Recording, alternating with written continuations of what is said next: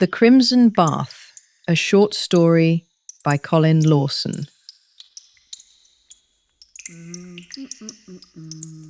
Eleanor hummed softly as she worked, the sound barely audible over the drip, drip of crimson water swirling down the drain.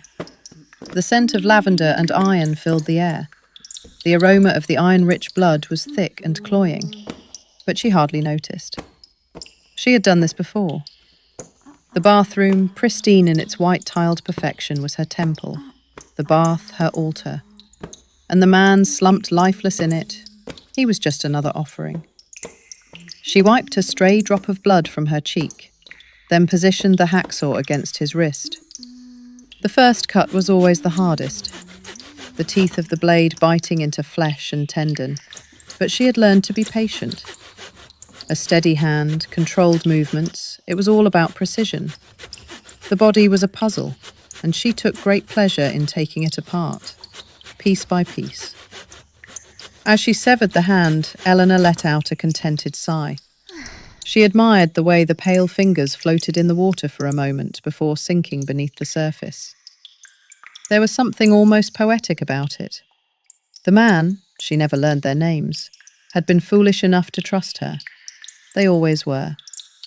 A charming smile, a tilt of the head, a soft laugh in a dimly lit bar.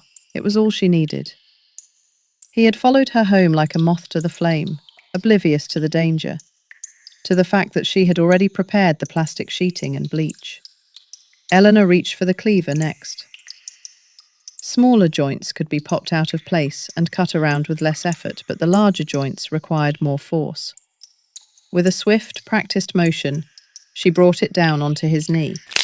The crack of bone was satisfying, almost musical. She would take her time tonight. There was no rush.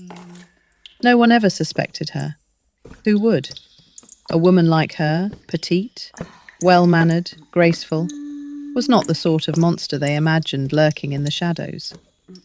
As she worked, she allowed herself a small smile. Tomorrow, she would dispose of the pieces, scattering them across the city like breadcrumbs. And then, when the urge returned, she would go hunting again. But for now, she revelled in the quiet intimacy of her craft. The bath, once a place of cleansing, had become something far more beautiful. A masterpiece of red and white. And Eleanor was the artist.